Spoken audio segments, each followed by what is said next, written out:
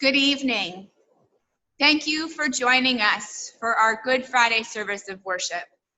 This service is a continuation of our Palm or Passion Sunday service. And as you can see, the altar has been stripped bare of its adornments. Tonight is a time of reverence, of reflection, and of awe as we consider Christ crucified for the salvation of the world. We will end tonight's service in silence. There will be no benediction or blessing at the closing of the service. Instead, I encourage you to spend a few moments in personal silence at the end of the service. And may you know the love of Christ made manifest on the cross. Let us join together in this call to worship. The night is as silent as death. Gone are the loud hosannas sang by children in the streets. The dishes remain unwashed in the upper room. The dregs from Jesus' cup have turned sour. The crumbs from Jesus' plate have grown stale. 30 pieces of silver buy the betrayal of a friend. 3 questions in a courtyard shatter pledges of loyalty and love. The cock crows, the whip cracks, the hammer falls. Heaven weeps as innocent blood is spilled. The night is silent as death.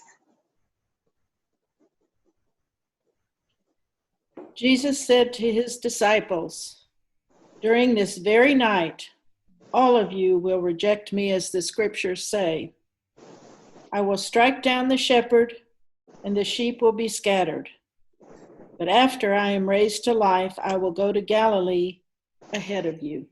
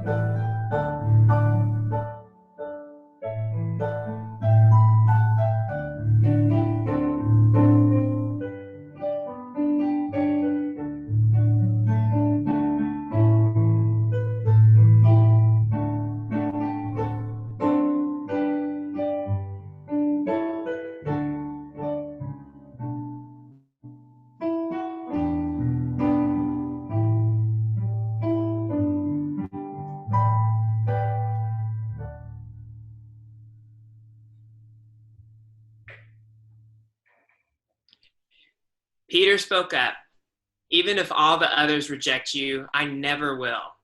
Jesus replied, "I promise you that before a rooster crows tonight, you will say 3 times that you don't know me." But Peter said, "Even if I have to die with you, I will never say I don't know you." All the others said the same thing. Jesus went with his disciples to a place called Gethsemane.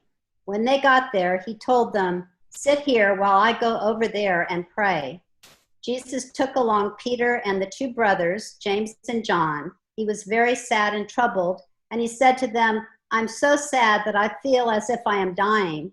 Stay here and keep awake with me." Jesus walked on a little way. Then he knelt with his face to the ground and prayed, "My Father, if it is possible, don't make me suffer by having me drink from this cup, but do what you want and not what I want." He came back and found his disciples sleeping. So he said to Peter, "Can't any of you stay awake with me for just 1 hour? Stay awake and pray that you won't be tested. You want to do what is right, but you are weak."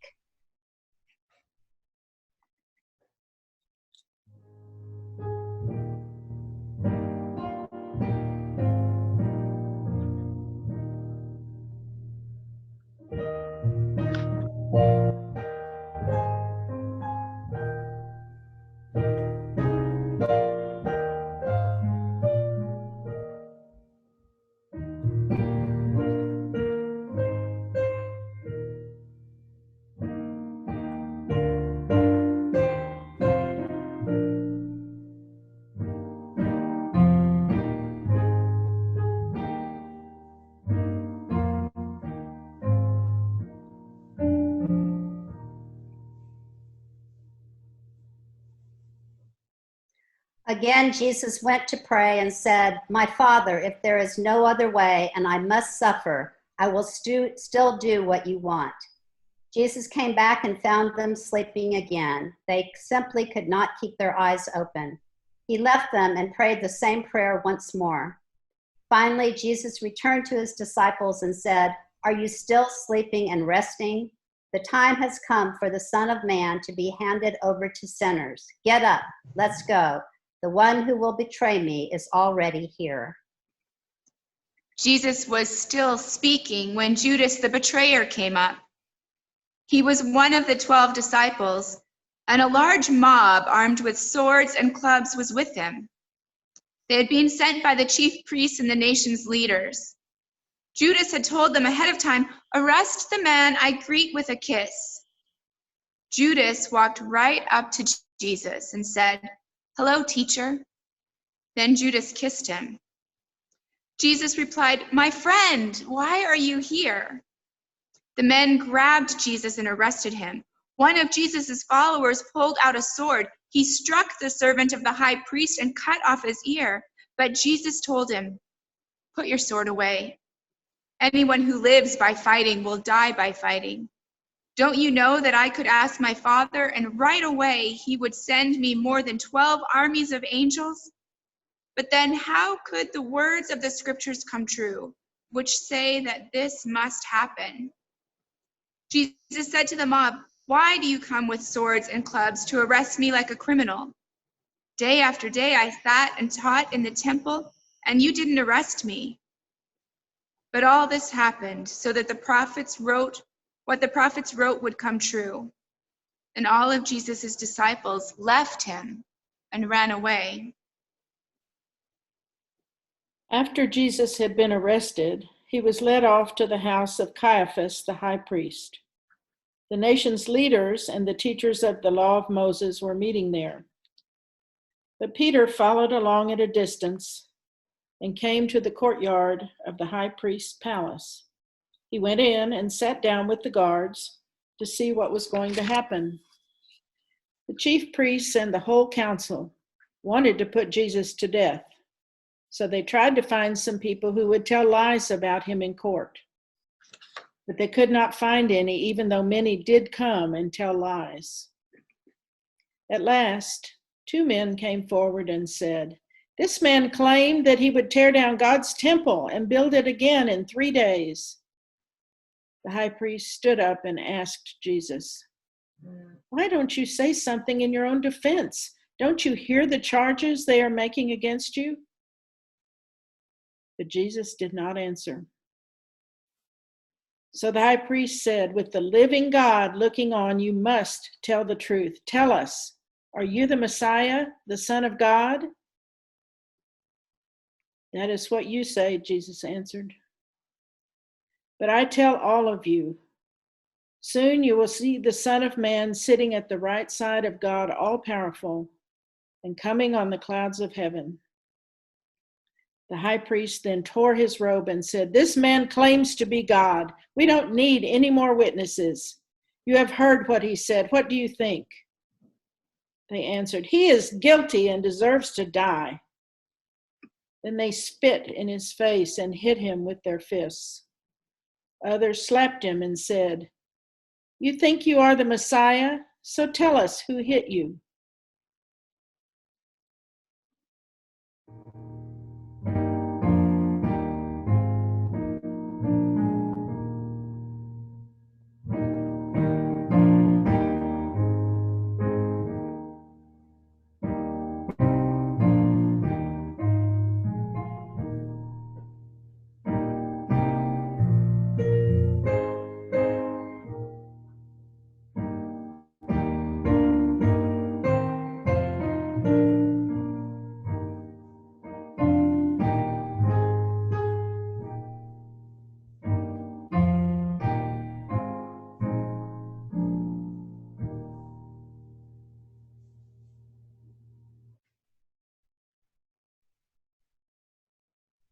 While Peter was sitting out in the courtyard, a servant girl came up to him and said, "You were with Jesus from Galilee." But in front of everyone, Peter said, "That isn't so. I don't know what you are talking about." When Peter had gone out to the gate, another servant girl saw him and said to some people there, "This man was with Jesus from Nazareth." Again, Peter denied it. And this time he swore, "I don't even know that man." A little while later, some people standing there walked over to Peter and said, "We know that you are one of them. We can tell it because you talk like someone from Galilee." Peter began to curse and swear, "I don't know that man." Right then, a rooster crowed, and Peter remembered that Jesus had said, "Before a rooster crows, you will say 3 times that you don't know me."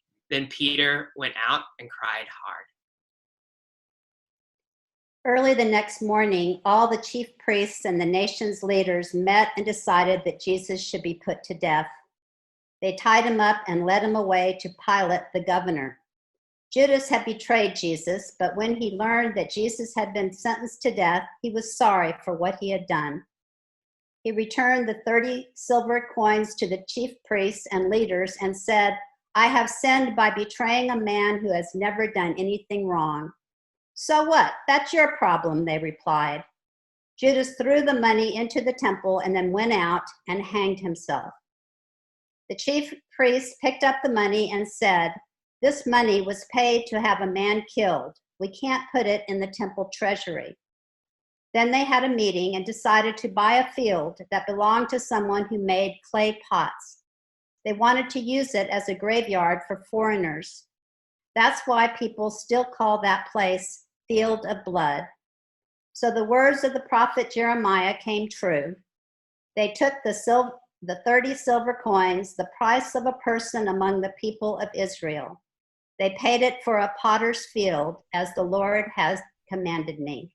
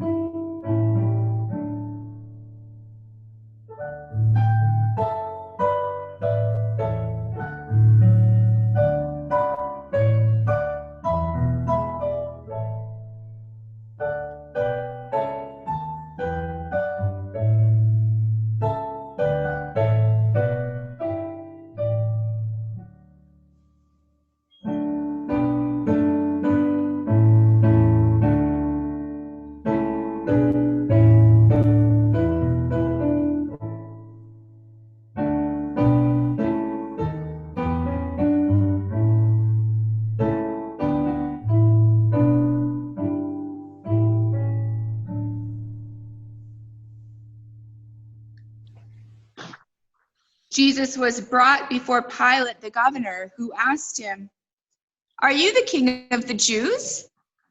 "Those are your words," Jesus answered. And when the chief priests and leaders brought their charges against him, he did not say a thing. Pilate asked him, "Don't you hear what crimes they say you've done?" But Jesus did not say anything and the governor was greatly amazed. During Passover, the governor always freed a prisoner chosen by the people. At that time, a well-known terrorist named Barabbas was in jail. So when the crowd came together, Pilate asked them, "Which prisoner do you want me to set free? Do you want Jesus Barabbas or Jesus who is called the Messiah?" Pilate knew that the leaders had brought Jesus to him because they were jealous. While Pilate was judging the case, his wife sent him a message. It said, "Don't have anything to do with that innocent man. I have had nightmares because of him." But the chief priests and the leaders convinced the crowds to ask for Barabbas to be set free and for Jesus to be killed. Pilate asked the crowd again, "Which of these two men do you want me to set free?" "Barabbas," they replied. Pilate asked them, "What am I to do with Jesus, who is called the Messiah?" They all yelled, "Nail him to a cross." And Pilate answered, "But what crime has he done?" "Nail him to a cross," they yelled even louder. Pilate saw that there was nothing he could do and that the people were starting to riot. So he took some water and washed his hands in front of them and said, "I won't have anything to do with killing this man. You are the ones doing it." Everyone answered, "We and our own families will take the blame for his death." And Pilate set Barabbas free. Then he ordered his soldiers to beat Jesus with a whip and nail him to a cross. The governor's soldiers led Jesus into the fortress and brought together the rest of the troops. They stripped off Jesus' clothes and put a scarlet robe on him. They made a crown out of thorn branches and placed it on his head, and they put a stick in his right hand. The soldiers knelt down and pretended to worship him. They made fun of him and shouted, "Hey, you, King of the Jews!" Then they spit on him. They took the stick from him and beat him on the head with it. When the soldiers had finished making fun of Jesus, they took off the robe. They put his own clothes back on him and led him off to be nailed to a cross. On the way, they met a man from Cyrene named Simon, and they forced him to carry Jesus' cross.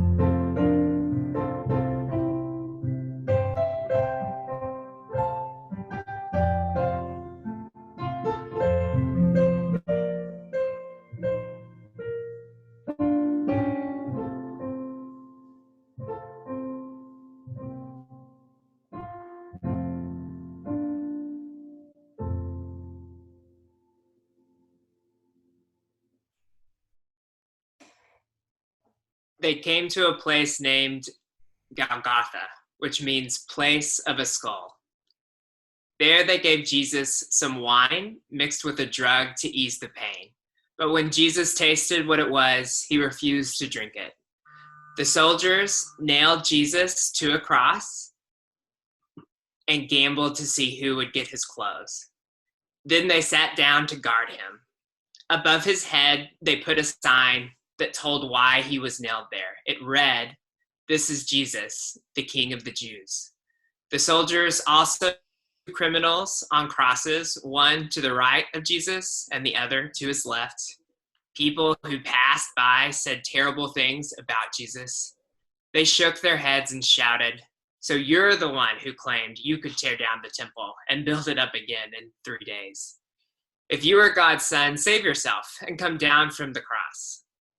The chief priests, the leaders, and the teachers of the law of Moses also made fun of Jesus.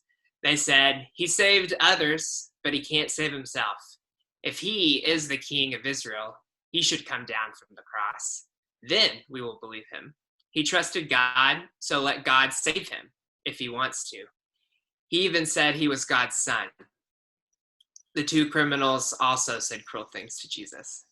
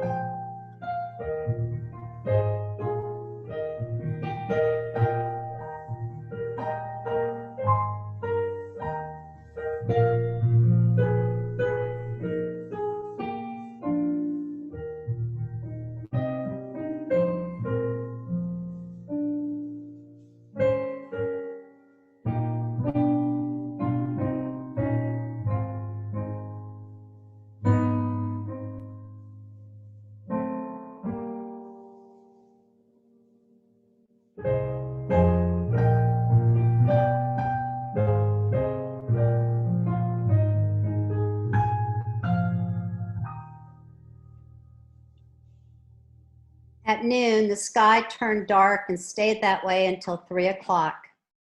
Then about that time, Jesus shouted, my God, why have you deserted me?"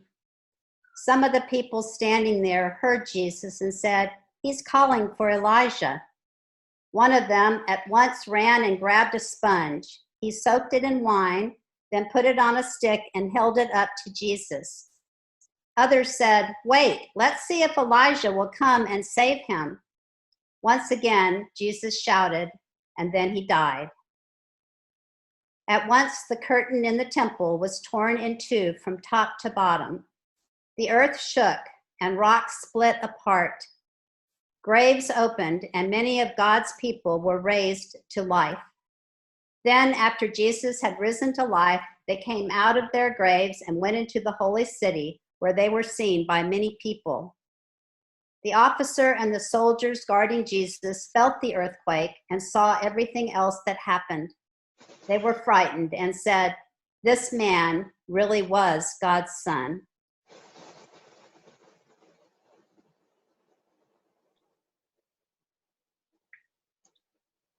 Many women had come with Jesus from Galilee to be of help to him, and they were there, looking on at a distance. Mary Magdalene, Mary, the mother of James and Joseph, and the mother of James and John were some of these women. That evening, a rich disciple named Joseph from the town of Arimathea went and asked for Jesus' body. Pilate gave orders for it to be given to Joseph, who took the body and wrapped it in a clean linen cloth. Then Joseph put the body in his own tomb that had been cut into solid rock and had never been used. He rolled a big stone against the entrance to the tomb and went away. All this time, Mary Magdalene and the other Mary were sitting across from the tomb.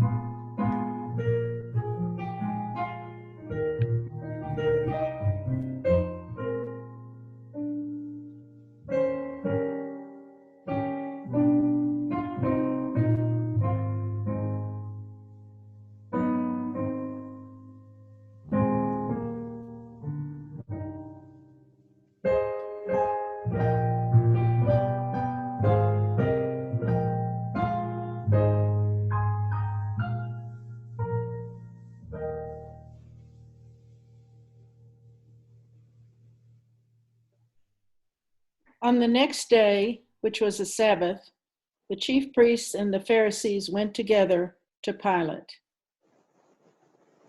They said, "Sir, we remember what the liar said while he was still alive. He claimed that in 3 days he would come back from death. So please order the tomb to be carefully guarded for 3 days. If you don't, his disciples may come and steal his body. They will tell people that he has been raised to life. And this last lie will be worse than the first one." Pilate said to them, "All right, take some of your soldiers and guard the tomb as well as you know how." So they sealed it tight and placed soldiers there to guard it. Friends, this ends our service tonight. Over the coming days, I invite you to spend time in prayer and personal reflection. Again, may you know the love of Christ made manifest many years ago on a cross. Let us have the song, "When I Survey the Wondrous Cross," be our sending.